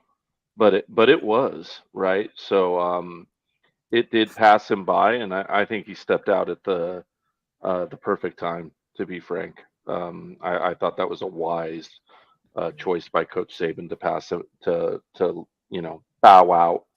And heck, he almost got one more on his way out, didn't he? Yeah. Damn near did, right? So hell of a career, and nothing can take away those championships and what those teams did and what those players did for him. But like we always say, two things can be true, and that happens to be one of them. It passed him by. Go ahead, Dauber. Look like you want to talk. No, I was just going to say it's the whole landscape of college football and coaching college football has changed so much. It's not necessarily just about X's and O now. X's and O's. You've got to manage all of this stuff. You know, the culture, the locker room, and then NIL. You know, you look at Dabo and Clemson. You know, that's a program that had had some success and been relevant and good, but Dabo kind of shunned NIL, and you saw how they've dropped off. But then again, it's not just about NIL and throwing money at people. You look at Texas A&M and Jimbo Fisher and just throwing bags and bags of money at stars. That doesn't necessarily play out. So it's about finding the right guy who can come in and maintain a culture, and it's about evaluating and recruiting the right amount of talent, but also character. And I think that's one thing that we've not mentioned. You know, Tennessee's always going to have their chance at athletes, but this coaching staff, they're bringing in guys that are high character guys. You know, you listen to these young men talk when they're interviewed. That they're educated, well spoken. You know, you're not seeing a whole lot of trouble off the field. I'm not saying it's over. These are college kids. I mean, stuff's going to happen. Been limited since Heupel took over. It has. So that's another side of it. And I think Coach Heupel and the staff that he's built, and you've had a lot of continuity within his staff, and I think that helps as well. They've got a system, and the way that they're evaluating talent, the guys that they're bringing in, like I said, the guys they're recruiting, the guys they're looking at in the portal, they may not be the ones that are jumping right off the page and all flashy, but they're guys that fit. They fit the system and they fit the culture. And I think that's translating to success on the field. Yeah, I think and you know, so many people want to, every time a top ranked dude goes into the portal, go get him. Everybody wants to preach culture and family until Josh Heupel says that dude's not a fit. We're passing, right? Then they flip the script. Sorry, Coach Jay, go ahead. No, you just said it. It's that balance, right? And we've shown that we'll drop the bag when you got a kid, right? Look at Nico. I mean, I hate to keep $8 million putting him out there, but look at his personality, right? He fits in the Heupel's personality. He's a great kid, right? Comes from a big family, was raised right, and he fits into that culture.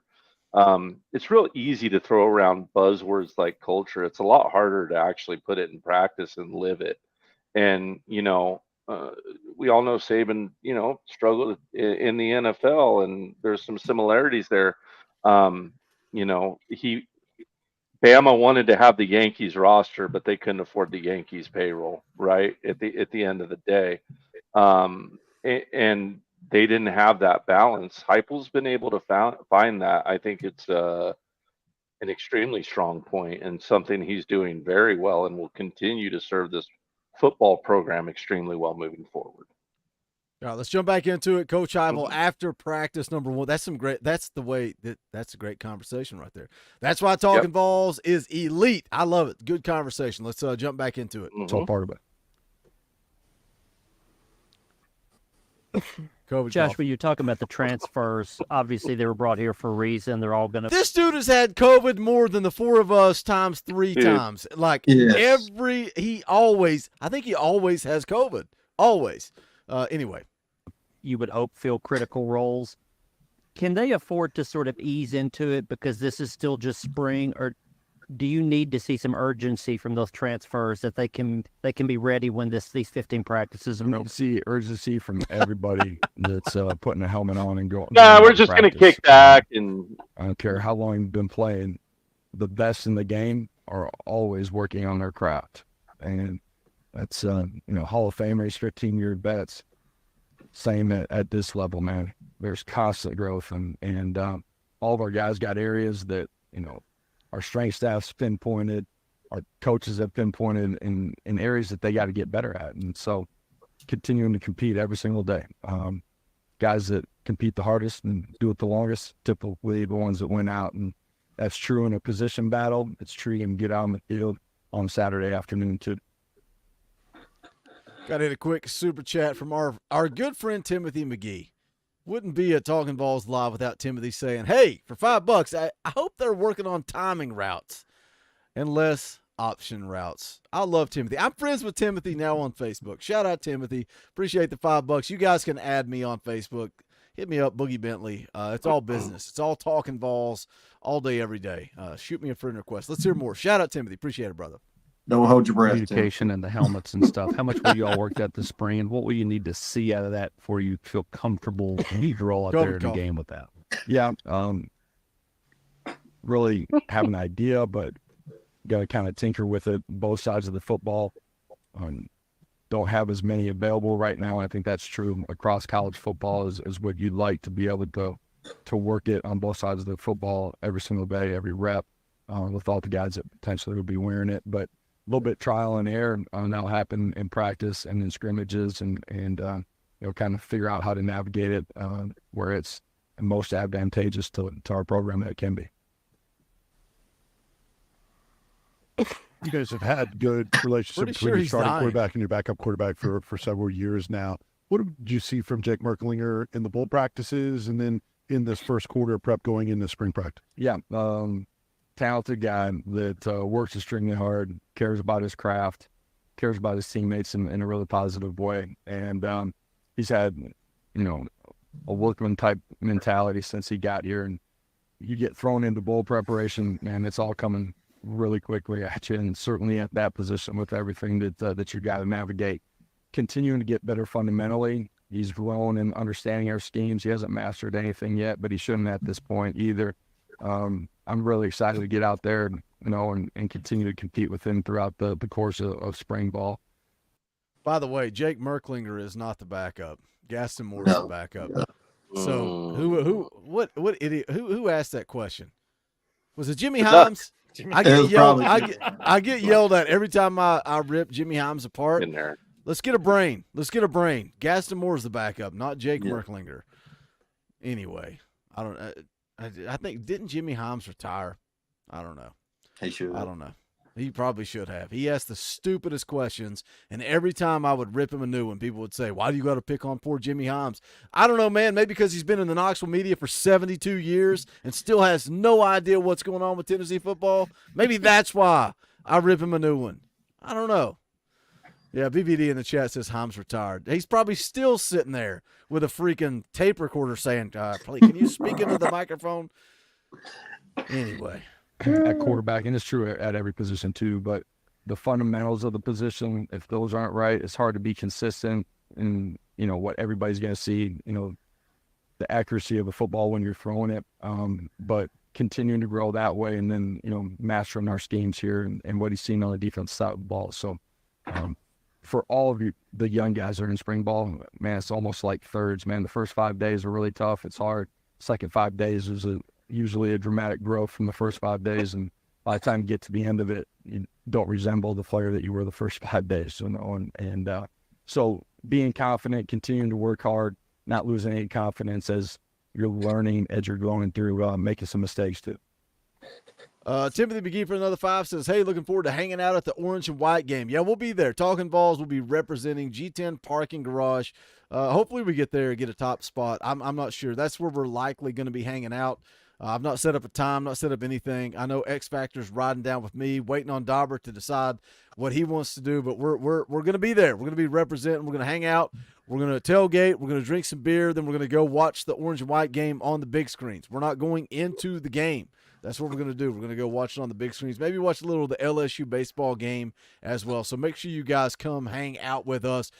I got to piss. I want to throw a question to the coaches. He was talking about like 5 days, right? 5 days to adapt, learn. How important is it, Coach Rice? I'll let you take it first. Pitch it to Coach Jay. I will likely be back by the time you guys get done. Dauber, you can chime in too. How important is it to be an early enrollee in college football in the year 2024, right? We saw Edwin Spillman. We saw Caleb Beasley work out some online classes so that they could partake in spring practice. You see so many guys. Nico's one of them, right? He came in, got to go through bowl practice in 2022. How important is it to be an early enrollee in college football when you talk about 5 days being a huge transitional period? Yeah. You guys roll on that, Coach Rice. All right. Well, I mean, to be an early enrollee, especially if you get the opportunity to come in for the bowl practices, that if you get to come in for the bowl practices, that's really what you're doing there is you're learning how to practice. That's what you're doing when you come in for those. You're not getting reps as far as game reps. You are getting reps, but you're not into the game rep area as far as you're running a little scout. You're doing a little bit of that, but you're learning how SEC football practices. And so that's major because that's a step that every high schooler has to take, especially when you jump to the level of SEC ball. You got to learn how to practice, and then practice with the winning ways. You're not just coming out there, doing what you're. If you're going to be represent that power T, you better be practicing the way everybody with that power T on expects you to practice. And so, and then when you come to spring, now that you've learned how to practice, you're in the right spot. You know what you kind of have an idea what you're doing. Now you're focused now on your fundamentals and how you're doing what the gift you got and getting it better. And so if you're a linebacker and you're coming in, you came in spring ball, you came in the bowl, now you're getting ready for spring ball. Now you're zoned in on what you're supposed to be focusing on how to get better. And yes, as a freshman, you don't see, unless you're just very high, but you're working your tail off as in spring to enhance your skill and have that readiness if learning the installments of the defense. If you're on the defensive side, learning the installments of the offense, because if you come in during the summer, and I'll let Coach Jay talk about this, you come in during the summer or during the fall, you're way behind. So I'll let Coach Jay talk about that part. Let me jump in and we can Yeah. we can make a coach Dauber coach sandwich right here. There you go. You can have a couple of really smart and guys that know the game throwing their comments in with this goofy guy right here. Are the idiots on the top and the bottom here, Dauber? So Coach Hype just talked about the speed of bowl practice and how that was important for early enrollees. You come in. I'll throw this out as a guy who my football experience, extends from Pee Wee to some Optimist to high school freshman football, and then I stopped playing. Played high school baseball. Have coached softball with my daughters for a couple years now. But that's the thing. These guys are coming out of high school. It's a completely different game. The speed of it.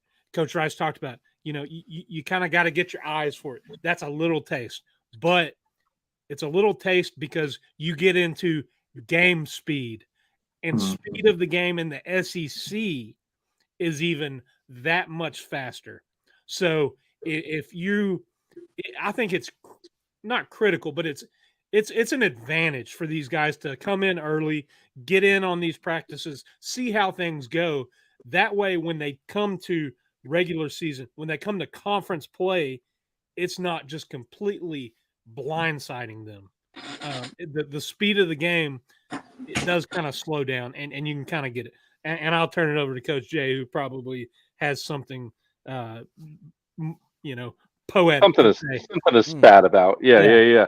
No, but you guys said it all very well, right? Just knowing where to go, right? Knowing where to eat, knowing where to line up, right? And what I like about it, especially in bowl prep, like Coach Rice was talking about, is whether you have those kids that are like getting ready for the combine, sitting out of the bowl, or they are going to be playing in the league next year and they are playing the bowl game, you get to see what those seniored out SEC, NFL players are like, and it's a wake up call because you're not coming in as a freshman ready for the NFL, right? So it's a wake up call right away, and then you're getting adapted to everything, learning where everything is, the speed of everything. It's humbling, and then you have that advantage of knowing, crap, I got to go work my ass off if I want to get on this football field my freshman year. So now you have that off season work, you get on there, and it's go time. As soon as you get into summer, there's no more screwing around, right? We've got 4 to 5 weeks to get ready to play in the SEC, to get ready to hit. We got to play. So those seniors, sophomore, juniors that were turning around and yelling at you and getting you in line and giving you lip. They don't have time for that anymore. They're getting ready. The coaches will straighten you out, but they're getting ready themselves. So all of a sudden, I can teach those other freshmen that are coming in. And one of the best ways to learn anything is by teaching it. I truly believe that. Yeah. So you have that ability as well to go in there and start teaching those other freshmen and to be a leader amongst your own peers in your class. I think is often an underrated thing that people don't look at as well. So, and the more leaders you have on the team, the more responsible your team's going to be, right? Coach Rice, anyone who's been on any kind of team, Dauber coaching his girls softball team can tell you the more team leaders you have, the better, because they keep the other team members in line when the coaches aren't watching, right? When those Accountability. aren't watching, right? You got a good football team, they'll show up at that cool party on a Thursday night, that cool kegger party. They'll show up just to see who's there, who's acting the fool, right? What the hell are you doing here? Oh, We got feel exposed. You know what I mean? Yeah. What are you doing, man? So, yeah, and that's how I got beat up as a freshman. No, I'm just kidding. But we can move on to the Coach Jay's the Talkin VAWLS leader. He's like, Boogie, what are you doing on Tuesday nights, bro? Yeah. Just trying to have a good time, man. Just trying to hang out with the boys, have a good time, have a few drinks. If you don't know what we're talking about, show up on a Tuesday night. I dare you. It gets weird. All right, let's hear more, man. Let's hear more from Coach Heupel. Good points from all three of you guys. Let's hear more. You guys have had mostly internal promotions, when you've had a little bit of turnover on the staff the last couple of years. What's it like, bringing in a couple outside guys, and how's that transition been for them so far? Yeah, for us, the process really isn't different. When we have an opening, you always want to hire the right person that fits the culture of the building, that's going to be able to, develop and have great relationships with the players. That's going to be a great teacher of a game, but help them grow outside of it too. All of that translates into recruiting because, to me, recruiting is about relationships and, showing a kid how you going to care about them, how you're going to help them grow and become their best. And, for us, really excited about the two guys that we brought in. William and Darrell are two guys who have had a ton of success. If you look at the history of their careers, they've coached at high levels. They've had guys that have been highly productive. They've come in the building, done a great job of developing relationships with our guys inside the room really quickly, but then also, being able to demonstrate how they're going to help them grow. And the transition's been really smooth. So excited to have those guys, and I know our players. I don't want to go too long into it. Darrell Sims is a dude. I love him in all the spring clips I've seen. William M. seems a little bit more laid back, kind of quiet, reserved, teaching fundamentals, whereas Darrell Sims is like the hype man. I get excited watching him coach. Josh, just sort of following up on that one, what are the habits or maybe personalities that you've seen from Coach Inge and Coach Sims in the position rooms out there on the field today? Just habits and personalities from those guys. Yeah, they're both extremely smart. Whether I've known them or just went through the interview process with them, they're both extremely bright guys. They communicate on a really high level. They have a high passion, care factor. They got great energy. They're really comfortable and confident in who they are and how they present themselves. And they've been really good inside the building so far. Really high-level guys that, do it the right way and extremely competitive. Well, Chris Braslin, how have the older guys, Squirrel Light, Brew McCoy, helped him in his transition here? I've been really fortunate on building a culture where, your vets want good players around them and want to help them grow. And that happens because of the, position coaches that we have inside of those rooms, the culture that they set inside of those rooms. It happens because of the locker room. So for Chris, all the veteran guys that have been in this excuse me, they help them grow just in how to play the game within the game. For us, the mechanics, how to process, can be specific routes, but they also help them just, the culture of the building, you know, and who we need to be individually and thus collectively as a group. And you know, our first quarter of our offseason, I said it earlier, we spent a lot of time on leadership and communication, and you got good leadership. It's got to become great leadership, and we need it to be championship leadership that's out of that locker. Just trying not to cough. Josh, you're already seeing some places, some analysts saying that Pierce is going to have to maybe get used to the way people might, you know, sort of focus on him this season, do what they can against him. But as last season progressed, how much more attention did he start getting in that way with opponents? He did see a bunch of types that can be sliding, they can be chipping. You know, some of the route structure, getting the ball out quickly, out on the perimeter, you know, was part of it. And at the end of the day, any unit, it can't just be one guy. You know, James needs to grow as a player too, and he would stand up here and tell you that as well. There's things that he's working on for him to become his best and take his game to another level. But you got to have guys around you too. That way, if, you know, they're just trying to slide to one, man, somebody else has got a one-on-one that they can do a win too, and bring some balance to what you're doing up front. And you know, that for us, obviously having the ability to move him around too will be a part of it as well. Come on. All right, all of that. Man, I get excited about all this. I get excited about listening to him talk about the senior, you know, wide receivers and bringing it. Like, if you're insecure, you don't want somebody alongside you that may be better than you. But if you're confident, if you're secure in who you are as a person, it's like, let me surround myself with elite people, because that's how not only can I challenge myself and elevate myself, but then I can elevate them, and that's how we create a team, right? Shout out Talkin VAWLS Network. I like, surround yourself with people that know way more than you, and then you come along beside them. But that is leadership 101. But then you're talking about the best player on your football team on the defensive side of the ball, James Pierce. And what does he say? If James was standing in front of you right now, he would say he needs to get better. That's the best player on your football team. But you've created this atmosphere, this dynamic of I have to be better. But then also this coaching staff. I love it, Coach Jay, when he says we'll move him around. We'll find a way. Like, other people on this team got to step up. They got to win their one-on-ones. But also, we will find a way to utilize James Pierce. You saw it, Coach Jay, in the bowl game on the pick six. They dropped him in coverage. They found a way to move him around, do something different with him, and he went and made a play. I love all of that. All of that. Yeah, when your D line is as deep as it is, you're going to have a lot of little fun tricks you can pull. And I think Coach Heupel was saying it without saying it right there, right? Like, look, they can prep for him all they want, right? But you got a lot of other dudes here that you're going to be putting into one-on-one situations. I've got a sneaking suspicion that Tennessee's got a defensive tackle they can drop back into coverage too, by the way.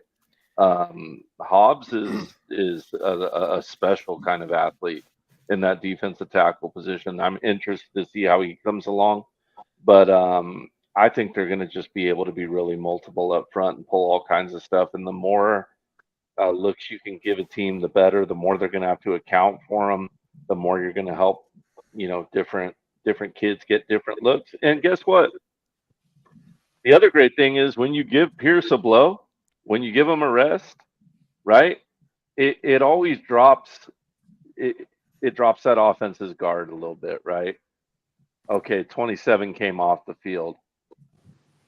All right, don't worry about it. It's just Joseph's out there, right? It's just Jordan Ross coming in. Don't worry about those guys, right? Like they'll blow your barn doors off too. So we're deep, man, and I think we're going to be all kinds of trouble along that front seven.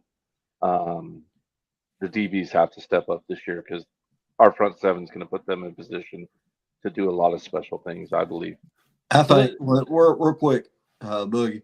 One thing I'm just sitting here visualizing, like getting a 3rd and 7 or longer package. You got Joshua Josephs, James in the rabbit package. Joshua Josephs, James Pierce, Tyree West, and Omar Norman Lott coming at you. Yeah. I mean, what Omar Norman Lott have last year? Did he have 6.5 sacks? I think he was right up there with Tyler Barron towards the top, outside of James Pierce, who was at the top of the SEC. I mean, yeah. And that's without bringing a linebacker, like a Yeah. that's without like blitzing Arian Arian Carter. Carter or Yeah. T-Lander or something like that. Like that's a problem for any offensive line to deal with. So Yeah. it's gonna be fun, man. I hope everyone's buckled up and ready to go. And I know Boogie's not worried about NC State at all, but I swear I think so. I think we're gonna be tough to beat late in the year. So I think if we get caught by a weird game, it's going to be either an in between game or flat footed. NC State, stop. Stop. Hey, I seen if he'd let me get away with it tonight for you, Chad. He didn't let me pass. No, you want to talk about he was Oklahoma? like Gandalf right there with NC No. State. How dare you? Stop. Before all that silliness, I was going to say, you're talking about a defensive coordinator who is, I think, emerging. He's getting his, feel as being, the head guy. He's a future head coach. You're talking. Banks hasn't been a coordinator for very long. He was a co-coordinator at Cincy and Penn State, but to be the man, he's just now getting his time in the sun, and I think he's figuring some stuff out. Of course, you got Coach Gardner. You're surrounding yourself. Iron sharpens iron, but you're getting this defense has some dudes, and it what a luxury it is to be the dude headed up all those dudes. So they make it easy for a coach, just like the offense makes it easy for Coach Heupel. They go out and score, average 45 points a game, and it makes him look like a whiz, but they're the ones doing it. But, don't sleep on Tim Banks' defense.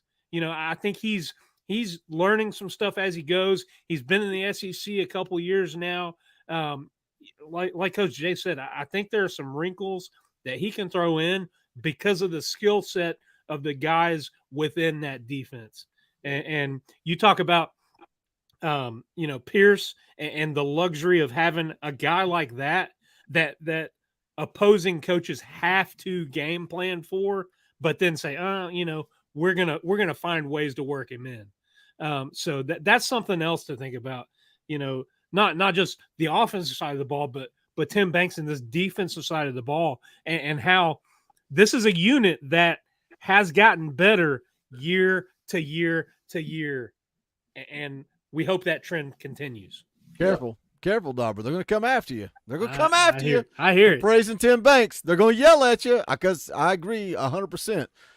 You got a top 25 defense in 2023. What was the difference? Give me the 2022 offense with the 2023 defense, and we're going to Atlanta. Guess what, boys? I think that's what we got in 2024. Let's hear a few more comments here from Josh Heupel. The transfer you guys brought in on the offensive line. He obviously is very, very big, and he's basically he is. Yes, he is. Yes, yeah. Thanks for confirming that. Just the fact that he's sort of a young player, but kind of is coming in with some expectations coming in from LSU. What you guys expect from him? What's this? They did my boy Lance Hurd wrong. You ever been at the beach with your family? You're standing there, your guts hanging out, and somebody takes a picture from the wrong angle, and you can't suck it in and flex your shoulders, They did my boy wrong. He's a big old physical dude. I don't need to see that picture of Lance Hurd. Y'all screwed my boy. Y'all created a narrative that people are commenting on videos saying that Lance Hurd is fat and out of shape. Y'all did him wrong. Bring life for him as he sort of adjusts this offense and really building his experience. Yeah. Really young player that played, snaps down there and played well when he had the opportunity. That excites me. He's a young player that's going to have to continue player. to grow. He's got to develop and grow into being a pro and how he handles himself every single day. He's been awesome inside of our building, developing relationships, how he's competed every day. The guys that we took from the transfer portal, that recruitment happens really quickly. Man, it's been a great group that's come into the building and tried to blend in and mesh in with our team culture extremely quickly. They've handled themselves with a lot of maturity. He's handled himself with maturity on the field as a young player that, he's, 7 months, 8 months into his college football career. and he's just beginning to join. So fundamentals, technique, understanding what we're doing offensively, the communication that's got to happen up front. When we play with tempo, being able to function and operate within that is in the beginning stages.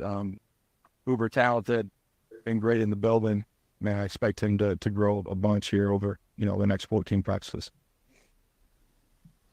Lance Ertz going to be a beast. You always talk about being able to take your offense and mold it to whatever quarterback you have or whatever weapons that you have. With it now being Nico's offense, where are you guys this spring in terms of building around him, experimenting with what's best for him versus what you've done in the past? Yeah. And then secondly, where is he from a leadership standpoint in your mind? Yeah.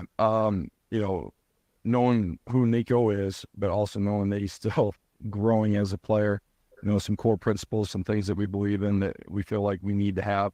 We'll continue to grow in that. Some subtle things that we'll add, just based off of the player that he is and how we put him in a position to be successful, but also help us grow and change from year to year too. So we'll tinker with some of that through spring ball, figure out, the things that we feel like are best for us collectively and for him. And, kind of hone in on those things as we get into to training camp. Couple of things. First and foremost, he chuckles every time somebody mentions Nico because he knows he has a cheat code in that quarterback room. Secondly, last year, what was different between 2022 and 2023? No confidence in Joe Milton. The play calling was different. I know they used the quick stuff on the outside. That's part of the offense. They were extremely heavy with that because they didn't trust Joe Milton to stretch the field. Guess what? Nico can stretch the field. Also, leadership. Dauber mentioned earlier, Nico pulling wide receivers to the side, talking about schemes, talking about routes. Nico is him. Coach A, we'll let you go first. I know you're giddy and you want to talk about Nico, but how different is this? We just talked about the defense. I think we got another top 25 defense in 2024, maybe top 20. If you got a top 20 defense, are we going to see a 2022 offense? What's going to be the difference in 2024? I think you're going to see great numbers like 22, but I think you're going to see a different offense than 22 to a degree. You're going to see something tailored towards Nico. I think you're going to see Tennessee move the pocket more than they ever have with Nico. And, when you got as live of an arm as he does and he moves as well as he does, he can make decisions. It's really going to open up just a lot of lanes, a lot of throwing lanes with him moving off the ball like that. And then he can stay stationary too. So being able to control a flow of a defense, as Coach Rice will tell you, is a very, very valuable thing to be able to do as an offense, to be able to move out of the pocket both ways and to be stationary. You always have it's like a fighter being able to control someone and which way they're moving, right? And set up traps, right? You get them moving to the left and then you hit them to the right or vice versa and get them overthinking it when you're stationary. So I think you're going to see a lot of different multiple looks out of this offense. I think you're going to see a lot of new wrinkles.